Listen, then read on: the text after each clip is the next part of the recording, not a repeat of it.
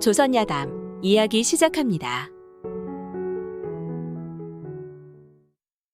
옛날 옛적 충청도 땅에 아주 큰 부자가 살았습니다. 어느 날 심술궂고 욕심이 많은 사촌이 부자를 찾아왔지요. 대뜸 찾아와서는 마구잡이로 심통을 부렸습니다. 네가 지금 이렇게 잘 사는 것은 조상한테 재산을 물려받았기 때문이니 같은 후손인 내게도 재산을 나누어 주어야 한다. 네 재산의 반을 내놓지 않으면 가만두지 않겠다. 친척은 밤새도록 돈을 내놓으라며 부자를 괴롭히다. 급기야 돈을 내놓지 않으면 집에 불을 지르겠다고 협박까지 하지 뭡니까? 그 모습을 지켜본 동네 사람들은 부자를 보고 한마디씩 합니다. 저런 못된 놈은 관아에 알려 홍구멍을 내주어야 하네. 그래야 다시는 자네를 괴롭히지 않을 걸세. 그러게요. 저런 사람을 혼내주라 포도청이 있는 게 아니오? 부자가 곰곰이 생각해보니 그 말이 맞는 것 같았지요. 그래, 이놈을 끌고 형조관아에 가서 송사를 하자. 나라에서는 내 억울한 사정을 알아줄 거야. 결국 부자는 못된 친척을 데리고 서울로 올라가기로 마음먹었지요. 이봐! 자네가 자꾸 내 재산을 달라 하는데 그럼 우리 서울에 가서 송사를 내세.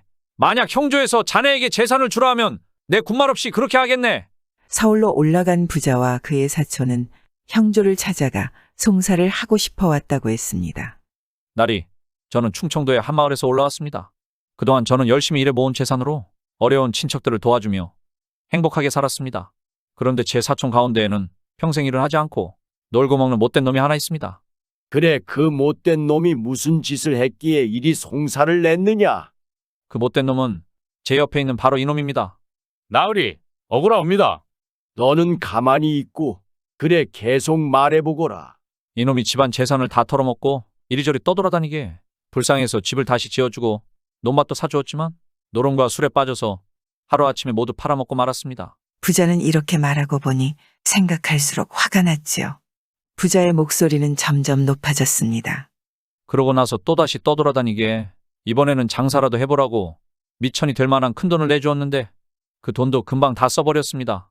그 후로는 걸핏하면 제게 찾아와 돈을 내놓으라고 떼를 쓰더니 이제는 아예 재산을 반으로 나누어 주지 않으면 저를 죽이겠다고 협박까지 합니다. 그러니 제발 저 못된 놈에게 벌을 내려 제가 마음 편히 살 수 있도록 해주십시오. 부자의 이야기를 다 들은 형조의 관원이 말했습니다. 저런 나쁜 놈이 세상에 또 있더냐? 그래, 너도 할 말이 있으면 해보거라. 아닙니다. 저는 그저 물려받은 집안 재산이니 사촌에게도 나누어 달라 한 것뿐입니다. 막상 형조 관원이 무서웠는지 사촌은 부자의 말이 사실이 아니라고 했죠. 이를 가만히 듣고 있던 형조 관원이 말했습니다. 어허, 서로 거짓을 말한다 하니 내 숙고하여 판결을 낼 것이다. 일단 물러가 있거라. 부자는 숙소로 돌아와 형조에서 연락이 오기만을 기다렸습니다. 그런데 며칠이 지나도 아무런 소식이 없었죠. 어떻게 된 일인지 무척 궁금했지만 관원을 믿고 몇 날 며칠이고 더 진득히 기다렸죠. 한편 부자의 못된 친척은 비록 노는 것을 좋아했어도 이곳저곳을 돌아다니며 보고 들은 것이 많아 세상 물정에 밝았죠. 재판에서 이겨야 할 텐데 이대로 가만히 있다가는 곤장만 맞고 쫓겨날지도 모르겠군. 재판이 열리기 전에 형조의 관원을 내 편을 만들어야겠어. 그러면서 서울에 살고 있는 옛 친구를 통해 형조의 관원을 잘 아는 사람을 만났습니다. 나리, 제발 저 좀 도와주십시오. 이번 재판에서 저를 도와주시면 죽을 때까지 이 은혜를 잊지 않겠습니다요. 그래, 그럼 내 자네의 정성을 봐서 말이나 한번 전달해 보겠네. 그리고 며칠 후 손꼽아 기다리던 재판이 열리는 날이 되었습니다.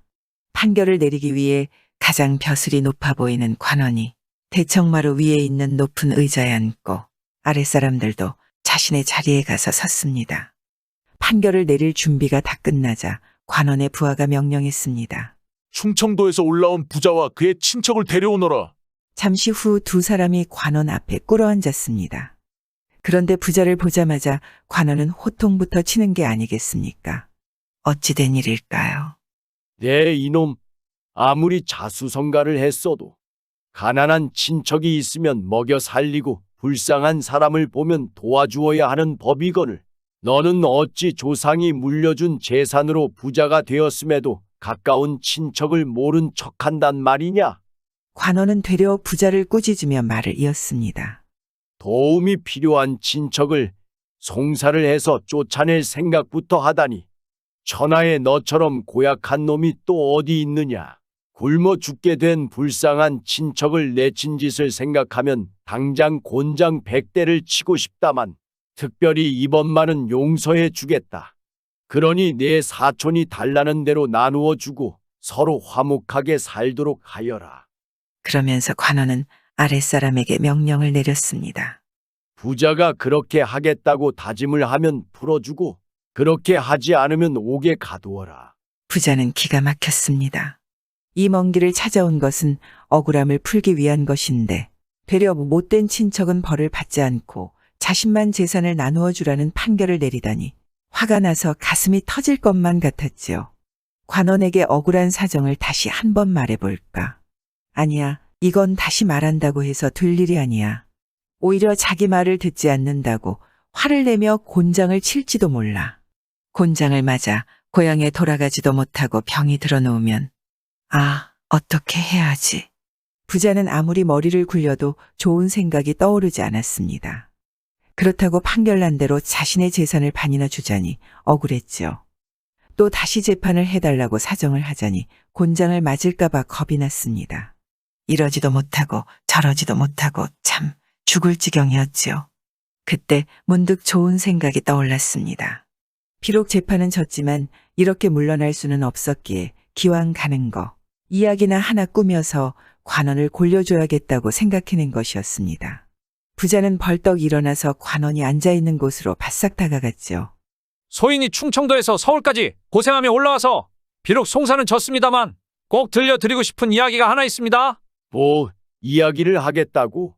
이야기 듣는 것을 무척이나 좋아했던 관원은 부자가 이야기를 하겠다고 하자 호기심이 생겼습니다. 소인이 살던 시골에서 유행하는 이야기인데 꼭 들려드리고 싶습니다. 그래. 이 자리가 한가롭게 이야기를 듣는 곳은 아니지만 네가 그렇게도 간절히 부탁하니 허락해 주마. 그럼 어디 한번 해보아라. 관원의 허락이 떨어지자 부자가 목을 가다듬더니 이야기를 시작했습니다. 옛날 옛적에 있었던 일입니다. 꾀꼬리, 뻐꾸기, 따오기가 모여서 누구의 목소리가 더 좋은지 내기를 했습니다. 그러나 모두들 자기의 목소리가 최고라고 우겨대서는 여러 날이 지나도록 우열을 가릴 수가 없었죠. 그러자 꾀꼬리가 말했습니다. 우리 이렇게 서로 싸우지 말고 송사를 하자. 꾀꼬리의 말을 듣고 뻐꾸기도 좋은 생각이라며 좋아했습니다. 소문에 날아다니는 짐승 가운데 가장 정직하다는 황새가 있었죠. 옳고 그름을 잘 가려대기 때문에 모두들 황장군이라고 불렀습니다. 셋은 황장군을 찾아가서 누구의 목소리가 더 좋은지 가리기로 했죠. 그럼 내일 아침 일찍 모두 황장군에게 가서 물어보고 그 결과에 승복하도록 하자. 셋은 다음 날 아침 일찍 황새를 찾아가기로 약속했습니다. 그러나 막상 집으로 돌아온 따오기는 걱정이 많았죠. 황장군에게 가자고 큰 소리는 쳤지만 결과는 뻔할 텐데 이를 어쩌지? 내가 생각해도 셋 중에서 내 목소리가 가장 나쁜데 이제 어떻게 하지? 황장군이 내 목소리가 가장 나쁘다고 판결을 내리면 이게 무슨 망신이야? 그래, 황장군을 찾아가 몰래 부탁을 해봐야겠어. 따오기는 그 길로 나가 밤이 늦도록 시냇가와 논둑, 웅덩이와 개천을 돌아다니며 황새가 좋아하는 먹이들을 주워 모았습니다. 그리고 밤새 잡은 개구리, 우렁이, 두꺼비, 올챙이, 딱정벌레, 굼벵이, 지렁이 등을 모아서는 보기 좋은 바가지에 정성껏 담아 황새 집으로 가져갔죠. 황새가 사는 집 안으로 들어선 따오기는 먹이가 가득 담긴 바가지를 마루에 올려놓고 하인을 불렀습니다. 황장군께 물한 인사를 드리러 왔으니 어서 여쭈어 주게. 황새는 낮에 바쁘게 일하고 저녁에는 손님들과 이야기를 나누다가 밤이 늦어서야 겨우 잠자리에 들었죠. 그러나 막 잠이 들려고 하는 순간 따오기가 하인을 부르는 소리에 그만 잠을 깨고 말았습니다. 따오기 아냐? 저놈이 내 집에는 웬일일까? 분명히 무슨 어려운 부탁을 하려고 왔겠지. 아무리 그래도 그렇지 이 밤중에 찾아와서 내 잠을 깨워? 고얀 놈 같으니라고. 황새는 잠을 깨운 따오기가 무척 괘씸했습니다. 그래서 바로 쫓아내려고 하다가 따오기가 마루에 올려놓은 선물을 보게 되었죠. 바가지 안에 자신이 좋아하는 것들이 가득 담겨 있는 것을 본 황새는 금세 마음이 사르르 누그러졌습니다. 황새는 하인을 불러 따오기의 선물을 잘 보관해 두라는 명령을 내린 뒤 그제야 따오기를 보고 웃으면서 말했습니다. 오랜만이구나. 그동안 어떻게 사는지 궁금했는데 이렇게 얼굴을 보니 무척 반갑구나. 한밤중에 나를 찾아온 것을 보니 무슨 급한 일이라도 있는 것이냐? 내가 힘닿는 데까지 도와주마. 한밤중에 잠을 깨웠다고 황새가 화를 낼까봐 마음을 졸이던 따오기는 그 말을 듣고 마음이 놓였습니다. 그래서 황새의 방문 앞으로 가까이 다가가 말했죠. 먹고 살기 바빠서 그동안 문안을 못 드렸습니다. 다만 오늘은 급한 일이 있어 염치를 무릅쓰고 이렇게 찾아왔습니다. 황새는 그럴 줄 알았다는 듯이 빙그레 웃으며 말했습니다. 괜찮다. 무슨 일인지 어서 말해보아라. 제가 꾀꼬리 뻐꾸기와 함께 누구의 목소리가 더 좋은지 내기를 했습니다. 그러나 서로 자기 목소리가 가장 좋다고 우기는 바람에 우열을 가리지 못했지요. 그래서 셋이 의논한 끝에 내일 아침 장군님을 찾아뵙고 판결을 내려달라고 부탁을 드리기로 했습니다. 아시다시피 셋 중에서 제 목소리가 가장 형편없지만 이번에 장군님께서 제 목소리가 가장 좋다고 판결해 주신다면 그 은혜는 평생 잊지 않겠습니다. 그 말을 들은 황새가 툴툴거리며 말했습니다. 너는 어찌 내 욕심만 생각하느냐? 판결을 바꾸는 게 어디 그리 쉬운 일인 줄 아느냐?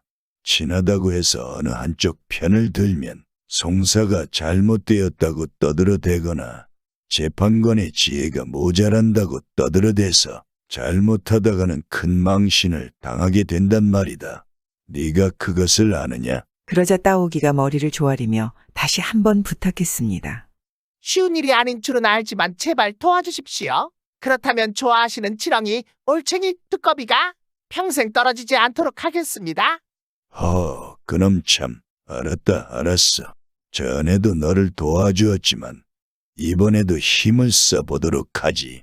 다만 너에게 부탁을 받고 내가 잘못된 판결을 내렸다는 이야기가 돌지 않도록 입조심해야 한다. 여부가 있겠습니까? 그럼 장군님만 믿고 저는 물러가도록 하겠습니다. 다음 날 아침이 되자 따오기는 꾀꼬리 뻐꾸기와 함께 황새의 집으로 찾아갔습니다. 재판을 할 준비를 마친 황새는 멋진 옷을 입고 대청마루 위에 있는 의자에 의젓하게 앉아 있었지요. 황새의 옆에는 독수리, 솔개, 까치, 올빼미, 비둘기, 부엉이, 제비, 참새 등의 날짐승들이 쭉 늘어섰습니다. 꾀꼬리 뻐꾸기 따오기는 황새의 앞에 나란히 엎드려 말했습니다. 저희 셋 가운데 누구의 목소리가 가장 좋은지 가리기 위해 장군을 찾아왔습니다. 그러니 장군께서는 부디 지혜롭게 판단해 주시기 바랍니다. 그러자 황새가 말했습니다. 알겠다. 뭐 이런 걸 송사라고 내었느냐?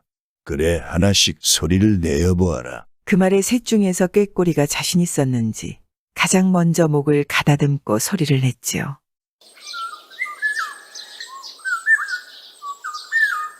꾀꼬리의 아름다운 목소리를 들은 황새는 슬며시 걱정이 되었습니다.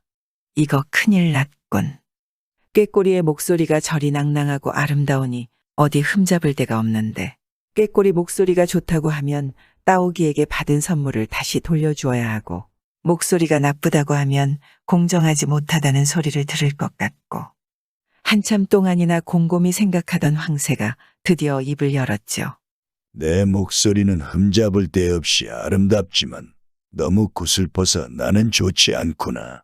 황새의 말에 꾀꼬리가 머쓱해하면서 물러나자 이번에는 뻐꾸기가 목청을 가다듬고 소리를 냈습니다.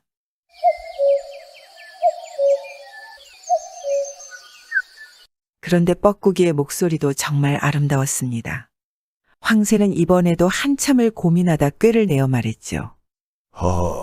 목소리가 맑고 깨끗하기는 하지만 근심이 서려 있어 참 듣기 힘들구나.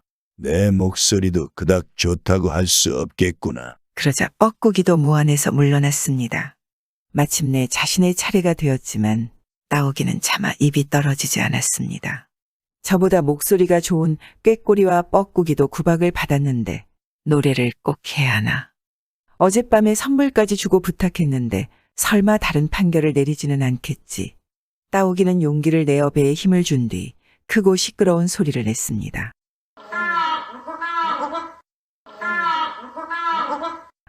그러고 나서 황새에게 말했습니다. 이제 셋의 목소리를 다 들었으니 장군께서 가려주십시오. 저희들은 장군의 판단에 따르겠습니다. 그러자 황새가 두 무릎을 탕탕 치며 기뻐하면서 말했습니다. 좋구나, 좋아. 내 목소리야말로 100만 군사를 물리치던 대장군의 목소리로구나. 대장부의 기상이 느껴지는 따오기 너의 목소리가 가장 좋구나. 황새는 약속대로 따오기의 목소리가 제일 좋다고 판결을 내렸습니다. 이렇게 꾸며낸 이야기를 다 끝낸 부자가 관원을 바라보며 말했습니다. 나리, 황새 같은 짐승도 뇌물을 먹고 잘못된 판결을 내려 꾀꼬리와 뻐꾸기의 마음에 상처를 주었습니다. 그날 판결을 지켜본 모든 짐승들은 황새를 못된 재판관이라며 손가락질했고 그 다음부터 누구도 황새를 황장군이라고 부르지 않았습니다. 아니, 어떤 누구도 황새에게 송사를 부탁하지 않았답니다. 제가 보기에는 서울에 계신 형조의 나리들도 황새와 마찬가지인 것 같습니다. 제 일은 이미 판결이 났으니 다른 말을 한들 무슨 소용이 있겠습니까? 아무쪼록 건강하십시오. 이야기를 다 했으니 저는 이제 그만 물러가겠습니다. 관원들은 부자의 이야기에 아무런 대답도 하지 못한 채 부끄럽고 창피해 얼굴만 빨개졌다고 합니다. 눈앞에 재물에 눈이 멀어 부끄러운 일도 서슴지 않고 저지르는 사람들을 꼬집어 새들의 재판에 비유한 황새결송 이야기였습니다. 예나 지금이나 힘없고 줄 없는 사람들에게 송사란 참 어려운 일이었나 봅니다. 친하다고 도와주고 돈 받았다 편들어주고 전국 팔도에 한 다리 두 다리 건너 어디 모르는 사람이 있겠습니까? 한쪽이 불편해 돌아놓으면 반대편도 불편해지기 마련 아니겠습니까? 구독과 좋아요와 함께 오늘도 좋은 날 되세요.